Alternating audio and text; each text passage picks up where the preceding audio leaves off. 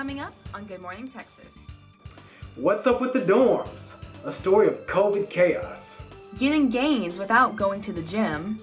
And a freshman fights for answers. All this and more coming up on Good Morning Texas.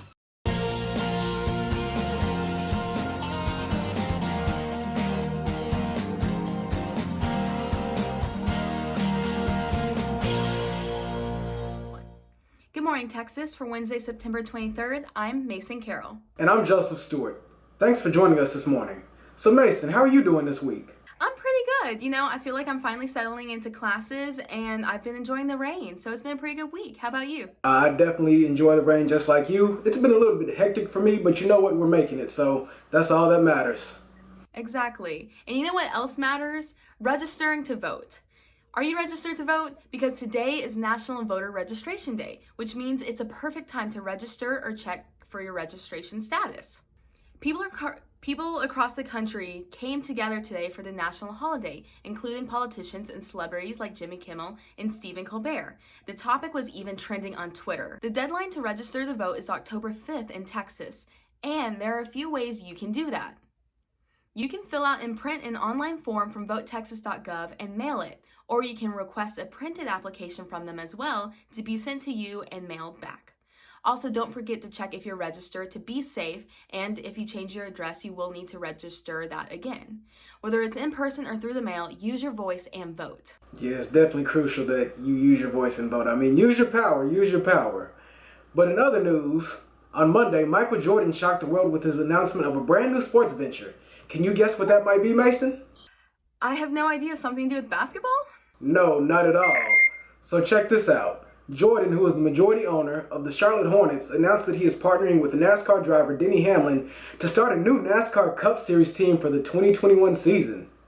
Furthermore, Jordan and Hamlin have already decided on who the driver for their team will be, 27-year-old Bubba Wallace, the only African-American driver at NASCAR's highest level. Wallace, who has had 105 career starts in the NASCAR Cup Series and 6 Truck Series victories, had previously announced he was leaving the team in which he drove for, Richard Petty Motorsports. Other details of the team have not been revealed yet, but the new venture comes as NASCAR has been undergoing social change. I think that's great that NASCAR is doing that. But in other celebrity news, for the first time ever, the Emmys were held virtually. But that isn't the only precedent set last night. My girl Zendaya made history last night, becoming the youngest actress to win Best Leading Actress in a drama at only 24 years old for her role in Euphoria. Other winners include Catherine O'Hare, Jeremy Strong, and RuPaul from RuPaul's Drag Race. Jimmy Kimmel hosted the virtual event last night, and he wasn't the only one spreading laughter. People across the internet were laughing at the Emmys interns dressed in hazmat suits. The interns were outside losing nominees. They would show the Emmy, wave, and then just leave. I don't know about you, but that was sure gave me a good laugh. So since it made you laugh, I want my laugh too, so I guess I'm gonna have to go back and check it out. But for now, let's head over to Erica at the weather station. Erica, how's this week's forecast looking? Thanks, Joseph. Good morning, Longhorns. There isn't a drop of rain in the forecast, and it looks like we're on our way to sunny skies by the end of this week. Today, it will be mostly cloudy with the highs reaching 81 and lows dipping into the mid-60s. But by tomorrow, we'll definitely be feeling some sunshine. On Thursday, it's going to be mostly sunny with the high around 86 and a low of 62. And on Friday, there won't be a cloud in sight with highs in the mid-80s and lows in the mid-60s. Now that's what I consider a perfect date. It'll warm up a bit more this weekend, but nothing too unpleasant for us Texans. This weekend would be great to get outside and enjoy the Austin outdoors and maybe even the Balcones Canyonlands. That's all I have for you. Live from the Weather Center, I'm Erica Sykes. Thanks, Erica. Don't go anywhere. We'll have more Good Morning Texas when we get back.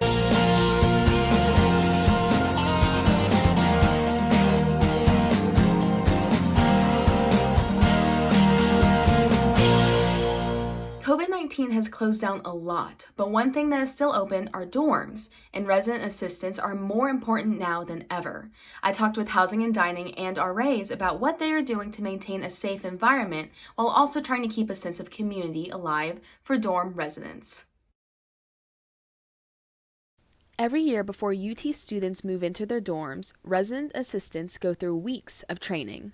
So overall, it's just hands-on as well as a lot of listening to presentations. However, due to COVID-19, this year's training took place over Zoom, and RAs in Housing and Dining has had to make adjustments to keep students safe. Working with staff to make sure that, they feel comfortable to be able to do the job that, we know students need us to be able to do. Personal protective equipment and desk safety are some of the many things that have changed.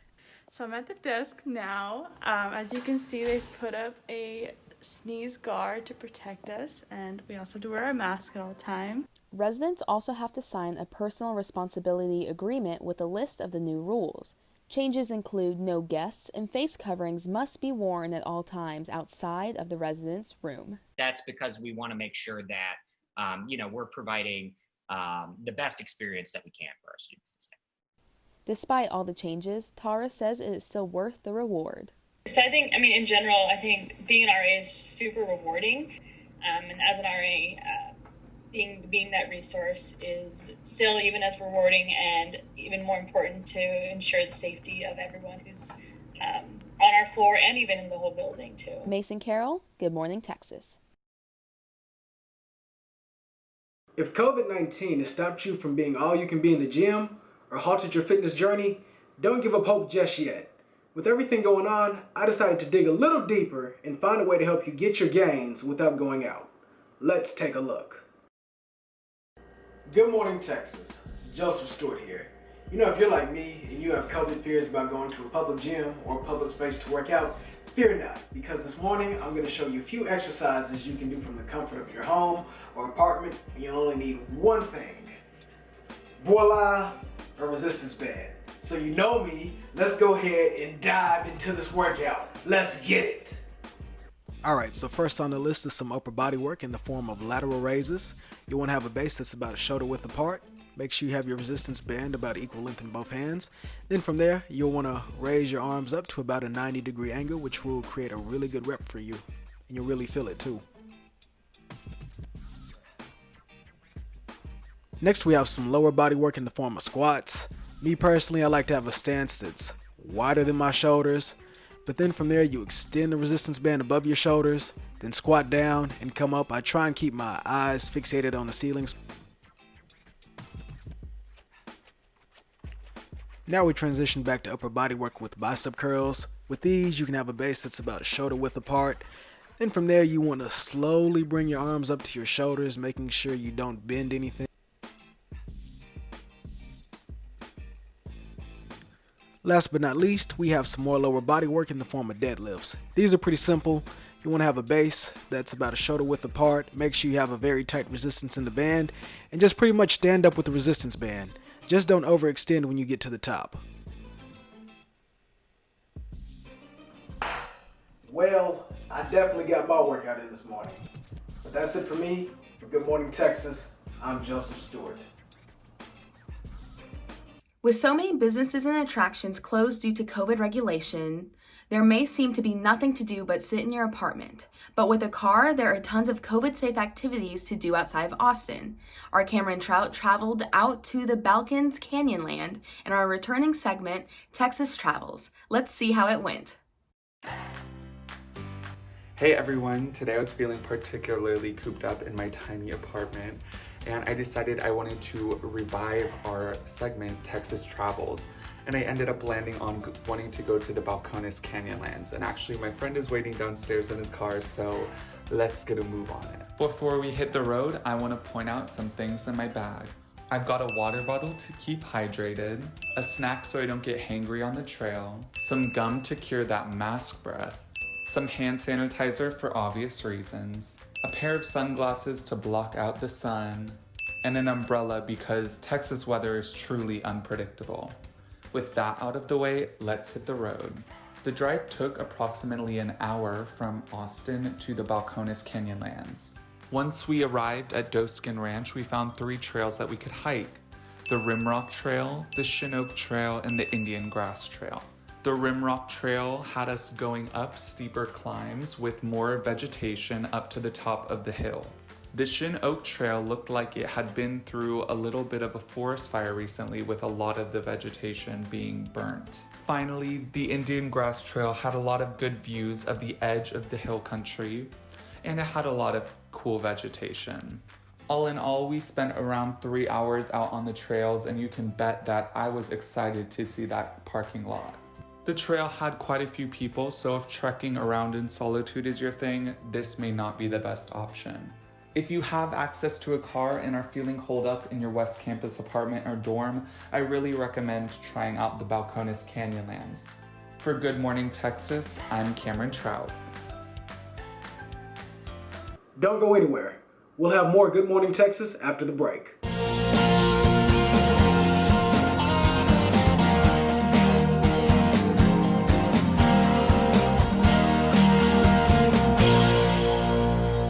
Welcome back to Good Morning Texas. I'm going to test our anchor's knowledge and speed up with our game 5-second scramble. The rules are pretty simple. I will present you with a question and each will have 5 seconds to give 3 answers for 1 point. The person with the most points by the end of the round wins. Let's get this showdown started. Okay, so Mason, your first question. You have to name 3 types of trees in 5 seconds. Go. Palm, oak, widow. Time's up. Oh, you got it. Good job, Mason. That's like the only one I'm gonna get. Yeah, I see you, Mason, but I'm coming for you. We'll see, Joseph. We'll see. Okay, Joseph, next question. You have to name 4 types of fruits in 5 seconds. Go. Oranges, apples, bananas, grapes. You got it. Y'all are too good at this game. I told you, Mason. Oh my god. I think you looked at the questions before this. Nah, I did not, ma'am. I'm over here doing this all on my own, thank you. Okay. Okay, Mason, next question. Name 3 different colors. Go. Red, blue, orange. These are too easy. I think I'm just good at this. Better than Joseph, so. All right, keep talking. Okay, Joseph. Name 3 top attractions in Austin. Go. 360 Bridge, UT, Time's up. Didn't get that one. Zilker, Lady Bird Lake. There's so many, Joseph. Come on. Come on, Joseph. I'm a comeback kid, so it's all good. Okay, Mason, next question. Name 3 teams left in the NBA playoffs. Go. Time's up. I guess you're not a big NBA fan, huh? No. I have nothing to say. See, now the score is all even. There we go. Okay, but yeah, that's such a hard question. Okay, Joseph. What are 2 water bottle brands? Go. Time's up. Orzarka. I don't know where I was like. I heard Orzorka, but I tried to mix it with something. I think your brain just froze. That's what I heard. Okay, Mason, I have a feeling you're going to be good at this question, so get ready. Name 3 people in the royal British family. Go. The Queen, Meghan Markle, and Harry. You got it. We prefer their professional titles, but it'll work. I think y'all should take some points off of that. No, I don't know. I'm still ahead of you, so. Okay, Joseph, name 3 celebrities that have attended UT Austin. Go. Matthew McConaughey. Oh, nope, time's up. Ooh. Wait, who else? Wait. I guess you're not a UT fan. Who else is a celebrity? There's like Colt Wes McCoy. Anderson? Yeah. What's his name who always shows up at the other TSTV show? Okay. And me, of course. Vince Young. Yeah, there's so many. You got me. Sorry. Okay, Mason, next question. What are 3 student publications on the UT campus, not including TSTV or the Daily Texan? Go. Oh, shoot. Texas Travesty, Drift Magazine, Orange Magazine. You got it.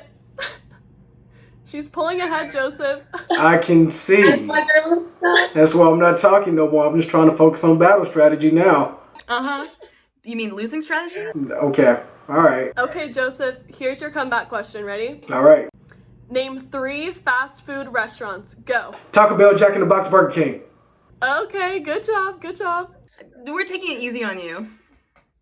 Hey, that's fine because I'm going to slip right back in and I'm going to win the game. So go ahead. Okay.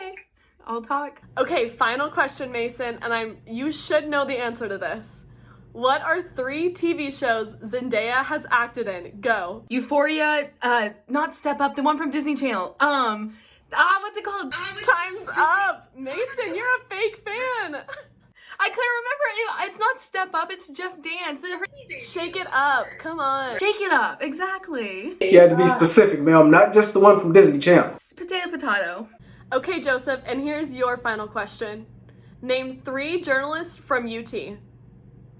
Go. What? Time's up. Oh no. Joseph, come on.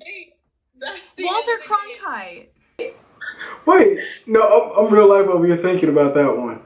Okay, so that's the end of the game. It looks like the score is Mason 4 to Joseph 2. Mason wins. Listen here, I didn't have my coffee this morning. That's the only reason you beat me.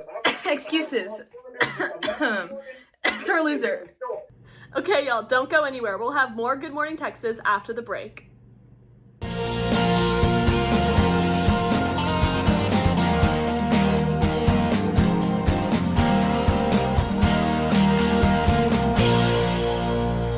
Welcome back. I'm here with freshman RTF major Ileana Rowland today to talk about her COVID-19 petition. So Ileana, tell me more about this petition. Yeah, sure. So I started the petition a little bit under a month ago, around September 1st, because I woke up one morning and on Twitter, the Daily Texan had put out that there were cases on campus in Jester, San Jac, and I want to say Kinsolving. Now I live in Jester East, and I had no idea that this was a thing. I didn't receive any email, I didn't receive a call, smoke signal, nothing. So obviously I was worried, I was kind of upset. So I wait a little bit, and I start hearing that more students had no idea that there were cases in our building. Honestly, I live in Jester East, and they literally just said that it was Jester. It wasn't confirmed if it was Jester East or Jester West. There's 2 buildings. We had no idea. So I really just wanted the university to be more transparent with what was going on with on-campus cases, telling us where these cases are. We all use the same elevators. We all use the same dining halls, facilities, things like that. We need to know where these cases are. Obviously, we don't want anyone's name to be dropped. We don't want to dox anyone. That's dangerous. Like, that's not what I'm asking. I just want to make sure that everybody has the most information possible to keep them safe. Yeah, so why do you think it's important for students and for the university to take this step and release like location? Why do you think that's an important thing to do? I think it's an important thing to do because, like me, for example, of course I'm taking precautions, wearing my mask, sanitizing, things like that, but it does sort of elevate the level of precautions you want to take when you know that the virus is that much more closer to you. Sorry about that. But yeah, like there was this boy that I was talking to in a group chat for class, and I promoted the petition there, and he's like, wait, we have on-campus cases? And I'm like, yes, we have on-campus cases. You didn't know this? And he's like, no, the university didn't say anything. He lives in Jester West, and this is unconfirmed. I'm not sure if the case was actually in Jester West, but there was talk that the case was in Jester West. And he lives on the 5th floor. They were saying the case on the 5th floor. He had no idea. And that's an issue because, like, even right now, I'm saying it's unconfirmed. We have no idea. Like, there needs to be concrete information so that there's not speculation like this, so that there's no confusion like this. Everybody is on the same page. Everybody's on the same wavelength. We all know what needs to be done in order to really come together as a community and combat this virus. Yeah. So what change do you hope to see by doing this petition? Like, who do you hope to see this and change? Say it one more time. I'm sorry, the audio kind of cut out. Oh, no, it's okay. What change do you hope to see by filing this petition?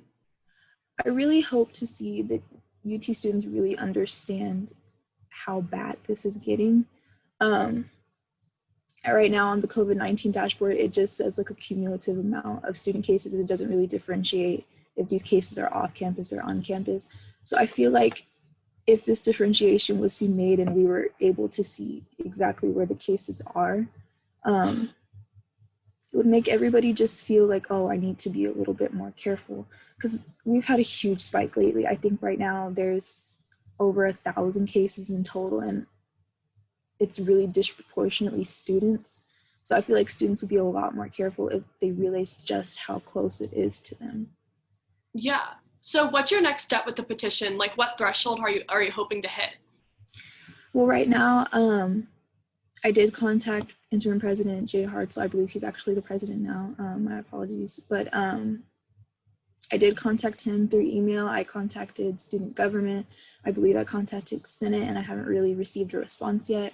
I imagine that they get tons of correspondence in a day. But yeah, really, I'm just kind of waiting for a response. I haven't really received anything yet. Today I'll be posting an update. I did kind of drop the ball on it a little bit because classes are starting to pick up. But yeah, I really just want some sort of response from the university that they see that this is an issue and that they're taking it into consideration. Of course, yeah. And it looks like the petition's really starting to pick up steam. I saw it had over 1,000 signatures.